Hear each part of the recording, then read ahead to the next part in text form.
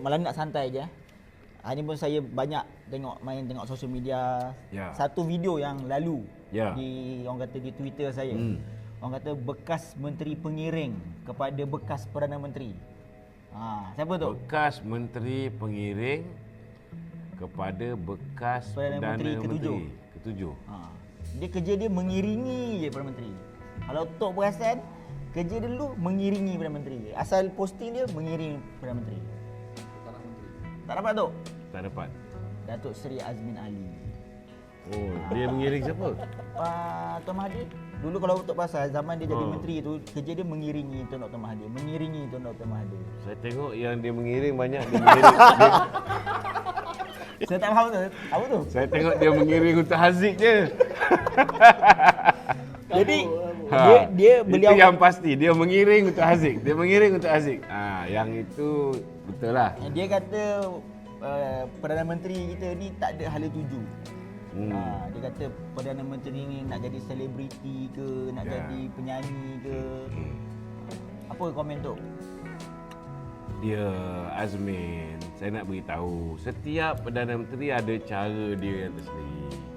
Setiap Perdana Menteri ada slogan dia yang tersendiri, kan? Datuk Seri Anwar dia memperkenalkan slogan dia Malaysia Madani, kan? Malaysia Madani ni apa nilai-nilai di dalam masyarakat Malaysia Madani yang dibawa oleh Datuk Seri Anwar Ibrahim ni, dia terjemahkan melalui program-program dia.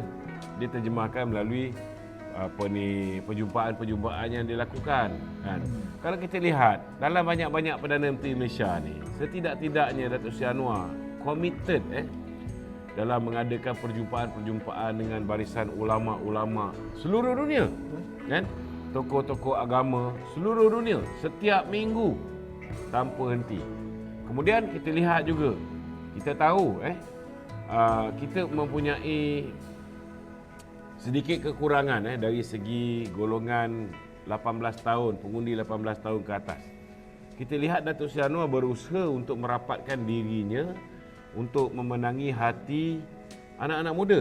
Itu sebab beliau pergi ke kampus USM, beliau pergi ke kampus Unimas, beliau pergi berjumpa dengan anak muda, menjawab soalan-soalan secara berdepan, bersemuka dengan anak-anak muda kita ni. So itu kaedah dia lah untuk memastikan bahawa kerajaan dia tu diterima oleh orang muda. Dan Alhamdulillah kita tengok walaupun baru 6 bulan yang sudah kita kalah teruk disebabkan orang muda tak bersama kita. Sebab orang muda banyak dengar TikTok. Orang muda banyak dapat maklumat kononnya PN ni bersih, PN ni stabil, kan? Undi PN ni kita undi untuk kestabilan. Undi PN ni kita pilih kerajaan yang bersih. Sekarang orang muda dah tahu bahawa Perikatan Nasional baik Bersatu baik PAS bergelumbang dengan rasuah, bergelumbang dengan skandal jana wibawa, bergelumbang dengan skandal wang judi yang hari ini SPRM sudah buka kertas siasatan. Tak adalah bersih mana pun. Kita ingat mereka ni nak menegakkan Islam, rupanya yang dia tegakkan daripada 8 cabutan special draw menjadi 22 cabutan. So anak muda ni dah nampak gayanya dengan pendekatan yang dilakukan oleh Datuk Seri Anwar Ibrahim. Beberapa kajian hari ini menunjukkan bahawa generasi 30 tahun ke bawah hari ini mereka lebih menyokong kerajaan perpaduan, kan? Ini bagi saya satu pencapaian oleh Datuk Seri Anwar lah. So jangan kita perlekeh pendekatan masing-masing, kan? Masing-masing ada cara pendekatan masing-masing. Muhyiddin pun dia ada pendekatan dia sendiri, kan? Cara dia untuk memastikan bahawa dia boleh kekal jadi Perdana Menteri. Dia lockdown satu negara. Itu pun kaedah juga, kan? Cuma kaedah tu kaedah yang bak kata orang cara yang tidak terhormat. Okey. Assalamualaikum Datuk. Waalaikumsalam warahmatullahi.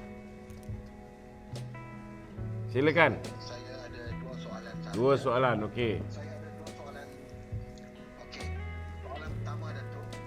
Saya dahululah mukadimah sikit. Saya dulu pernah berurusan dengan Alam Flora. Okey. Jadi saya tahulah operasi Alam Flora ni lori sampah dia mengutip sampah. Soalan saya, hari ni Anwar Musa tanya dia sanggup tak nak tanding asalkan UMNO tak menang. Apa pandangan Datuk tentang statement itu? Seorang yang lupa kajian, lupakan UMP, ya, sampai sanggup buat kenyataan asalkan UMNO tak menang. Ya. Saya rasa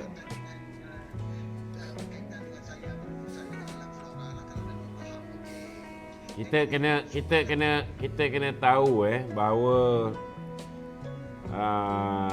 kalau kita tengok sebelum ni Noh Omar pun memang dia nak bertanding. Dia dah umumkan dia akan bertanding atas tiket Perikatan Nasional. Tetapi baru-baru ni dia pun buat ayat sama macam Anwar Musa. Sebab apa tuan-tuan? Sebab dia orang ni sudah dapat berita bahawa kes dia ni sedang dibuka balik. Itu je. Kalau dia orang bertanding ni tuan-tuan, alamatlah kes dia buka balik, kes Anwar Musa buka balik. Itu sebablah percayalah, kan? Percayalah.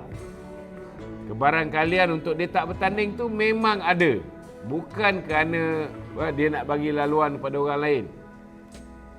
Tetapi lebih kepada dia takut kes dia itu akan dibuka balik dan dia kena hadap kes dia.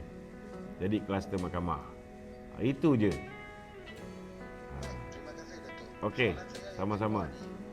Hari ini 3 ahli PN cabar keputusan KBN kecualikan pembatalan pendaftaran. Ini dalam soal ni dia orang ni mencabar tentang keputusan Menteri dan Menteri membatalkan UMNO punya tu lah. Ada dua orang ni, Satria Abdul Karim dengan Zaini ni tak apa, itu tak menjadi masalah. Dia orang mungkin ahli UMNO, dia orang berkuasa, berhak. Yang saya harap yang ketiga ni, P. Sami ni, dia ahli MIC atau kena mengena dengan dia dengan UMNO. Ini kenapa dia dimasuk campur hal UMNO. Itu yang saya jadi bingung sikit. P. Velasamy. Ya, P. Sami, ahli MIC cawangan Lembah Bantan. Kenapa dengan dia? Dia mencabar keputusan untuk memutuskan usul pembalan tak bertandingkan. Dia dengan rasuah dua berkata. Tak apa, itu hak dia lah, kan? Kita tahu dalam MIC ni tak. Ni saya nak beritahu, dalam MIC ni dah mula dah ada beberapa orang yang kepala tak berapa betul. Antaranya Auta Singh tu, kan? So tak hari-hari dia duk auta je. Jadi hari ni macam P. Velasamy ni, kan? Dia nak cabar, tak ada masalah, dia boleh cabar. Tapi bila dia pergi mahkamah akan tanya apa local standby dia bukan ahli UMNO. Betul tak? So hak dia nak bawa benda ni ke mahkamah, biarkan. Kita anggaplah orang-orang macam ni loose gun sama macam Ramasamy, macam Hasan Karim, kan? Biarkan dia orang. Saya rasa mahkamah akan putuskan tu bab tu. Terima kasih Datuk. Yang ketiga ni yang saya nak tanya pemberitahuan Datuk. Ya. 3 hari lepas saya telah dapat button live dan TikTok. Jadi sekarang UMNO mempunyai lagi satu war room lah menjelang TRN ini, iaitu room saya lah. Saya boleh buat live. So itu sajalah. Okey. Kita ucap tahniah kepada saya anak Malaysia. Nama siapa? Sam. Ranjit Takkan tak kenal lagi. Razwil. Oh, Razwil. Okey. Lupa saya lah Datuk. Okey. Kau punya gambar kat dalam TikTok ni kecil sangat. Aku ni dah 50 tahun, mata tak berapa nampak. Okey, nanti saya letak gambar anyway Datuk. Okey. Sokong-sokong dan saya akan perjuangkan untuk UMNO menang di Selangor. Alright, cantik. Terima kasih Razwil. Untuk komen sikit pasal Ching Chong. Komen sikit pasal apa? pasal muda tu. Muda, kenapa muda? Yang tadi dia seolah-olah macam tak bersama dengan 19. Ya memang dia tak bersama. Dia ada dalam tu. Okey. Saya nak tambah sikit pasal tanah tu Okey. Hal kes tanah Samsuri tadi Tanah yang kini menjadi tapak pasar malam Tuk Adis ni telah diluluskan oleh Kerajaan Negeri kepada Koperasi Pemimpin PAS melalui keputusan mesyuarat kali ke-6 2021 pada 17 Februari Bunyi apa ni? Cincong. Kenapa kau ni bunyi bising? Okey. Tanah tu dipohon untuk dijadikan tapak perumahan komersial. Tetapi merujuk kepada notis bahawa hasil tanah harus dibayar borang 5A Seksyen 81 dan 82, jumlah premium yang harus dibayar oleh Kokhidmat kepada kerajaan negeri ialah 2.36 juta. Okey, Kokhidmat membuat rayuan bagi mengurangkan kadar premium tanah berkenaan melalui surat bertarikh 27 hari bulan April 2021. Maknanya lepas ni silap-silap dengan Kokhidmat ni dia dapat diskaun sama macam diskaun yang isteri kepada Samsuri dapat. Diskaun sampai 98.2%. Okey.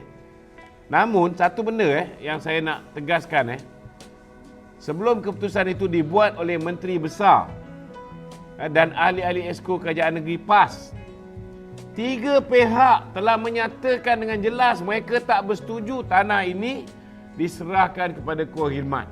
Siapa pihak-pihak tu? Pertama, Pejabat Tanah Daerah Kuala Terengganu menyatakan bahawa kawasan itu sesuai disimpan untuk kegunaan kerajaan dan diwartakan di bawah Seksyen 62 Kanun Tanah Negara. Ia adalah kawasan lapang bagi penempatan Tok Adis Fasa 2. Kedua, Jabatan Kerja Raya Kuala Terengganu pun tak setuju. Dalam surat bertarikh 19 Oktober 2020 menyatakan tanah tersebut harus dikekalkan sebagai kawasan lapang seperti mana pelan asal pembangunan. Ketiga, Majlis Bandaraya Kuala Terengganu menyatakan permohonan koperasi itu bercanggah dengan ketetapan rancangan tempatan daerah Kuala Terengganu yang telah diwartakan pada 19 Disember 2019, nombor warta 1700 sebagai zon kawasan lapang. 3 pihak tak bersetuju, tapi tengok puak-puak jana wibawa PAS ni. Dia langgar je tuan-tuan, dia tak peduli pandangan daripada pihak berkuasa tempatan, daripada Jabatan Kerja Raya, daripada Pejabat Tanah Kuala Terengganu. Dia langgar je tuan-tuan. Dia bagi juga kepada Kokhidmat milik pemimpin PAS ni. Jadi saya haraplah tuan-tuan, kita dah 1 jam ni, tolong viralkan, tolong share benda ni supaya ramai orang tahu betapa korapnya pemimpin PAS, betapa korapnya pemimpin-pemimpin Perikatan Nasional, dan jangan kita rugikan, kita bazirkan walau 1 undi pun jangan kita berikan kepada Perikatan Nasional dan calon PAS dalam pilihan raya yang akan datang.